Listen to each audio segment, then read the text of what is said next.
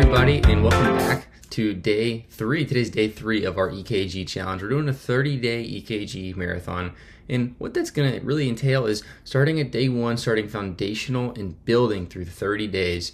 And every single day we're going to add more and more to our arsenal and understand cardiac physiology in the way that it's represented on the EKG. And today we have the premature ventricular contraction, so we're just adding to that kind of bag of tools that we've got for the EKG. So let's jump into it. So the first thing we're going to do with any of our EKGs is we always just kind of get a general idea of what we see here.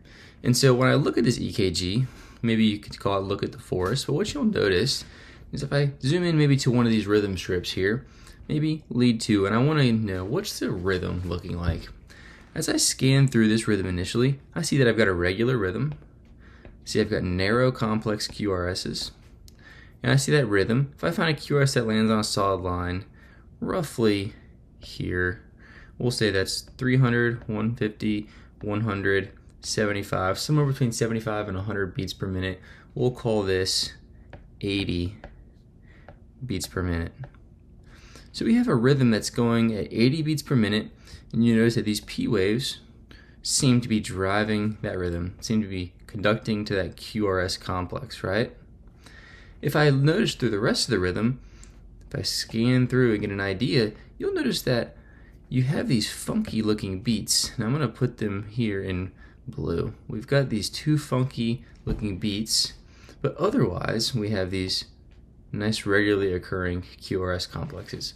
Remember that narrow QRS complexes that we see here, these narrow QRS complexes, that tells me that this rhythm is probably coming from the AV junction or higher. Because remember, anything that conducts from this AV node down the His-Purkinje fibers are those rapidly conducting cells that allow for ventricular depolarization to occur quick, which will make the QRS complex narrow because my x-axis is time.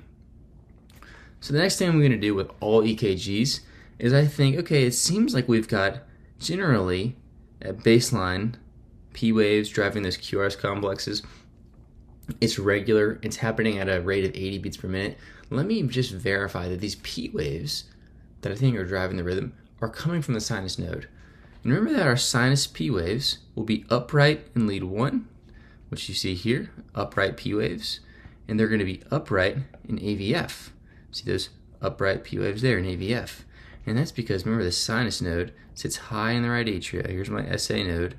And when it fires off, it depolarizes down into the left to create those P waves. Remember, the next thing in our cardiac conduction system, so if we go down our kind of our conduction system order of things, the next thing that happens after the sinus node beats is the AV node captures that signal, and the AV node is going to delay it by 120 to 200 milliseconds so that the atria can contract and the ventricles have just that much time to fill and then contract themselves. So I look at the PR interval. I look for my PR interval to be within 120 to 200 milliseconds to make sure that my AV node is working well, right? It's an anatomical approach. So what I'll do is I'll maybe come right here to lead 3. Looks like it has nice sharp P waves, QRS complexes, and I'll measure from the beginning of my P wave to the beginning of my QRS, and this one is maybe 180 milliseconds, maybe 4.5 small boxes, so that would be considered normal. But I want you to also notice that I'm only measuring the AV function of just this beat.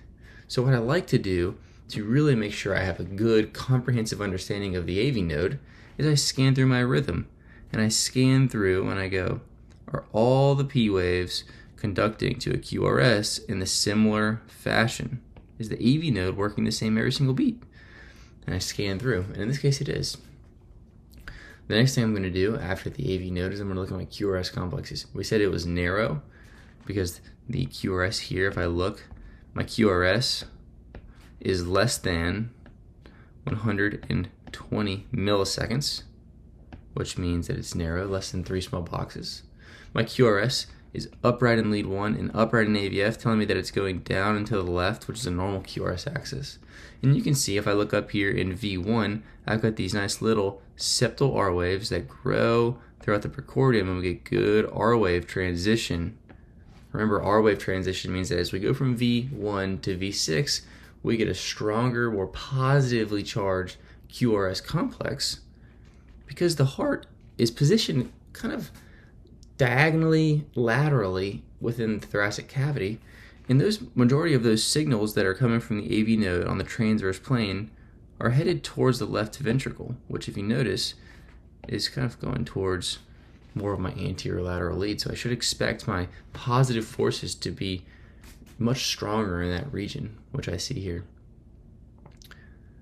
The next thing I'm going to do is I'm going to look at a little bit of my repolarization changes. We looked at our QRS. Let's look at some repolarization changes. My QT interval looks good. I have a QT interval that if I eyeball midway between the R to R interval, it looks good. My T wave ends before there. I'm going to take a look for pathological Q waves and ischemic changes, and I don't see any of those here at anatomic distribution. So now it gets to where we got the topic of the lecture, these funky looking beats that we had labeled with our blue arrows. And so what I'm going to do is I'm going to zoom in on this funky looking beat. We're going to look at this one. And this funky looking beat, what we'll notice is one, it's early. So here's my previous QRS, and here's my next QRS that's normal. I would expect the next beat to occur right there, and it doesn't. It occurs early. So number one, it's a premature beat. Premature. Okay.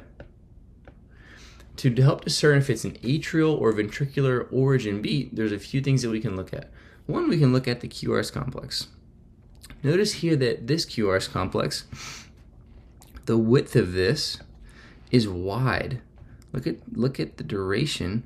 My QRS here is greater than 120 milliseconds. And if you compare that to the normal QRS, this one is narrow. It's less than 120 milliseconds. That tells me that that QRS complex, it took longer for it to occur. It's a wide, complex beat. Why premature ventricular contractions are almost always a wide, complex beat is because they're arising from a focus within the ventricles. Remember, the atrial contractions arise from a focus within the atria. The ventricular contractions arise from a focus within the ventricles. So there's some focus that's sitting right here, and it could be anywhere within the ventricles. And it fires off, and it fires off early. This is a premature contraction. And it causes a wave of depolarization to spread across the ventricles. There's a few things that I want you to notice. One, it's not taking those His-Purkinje fibers, the highway system from the AV node down. So notice how slow this wave of depolarization spreads. It's going from cell to cell, from gap junction to gap junction. It takes a very long time. This is very slow process compared to what happens if it would have arisen from my AV node and headed down. And so because it's so slow, it takes longer in time, and it's going to be a wide, complex beat. And so that's why in premature ventricular contractions, we get wide, complex beats. So that's one.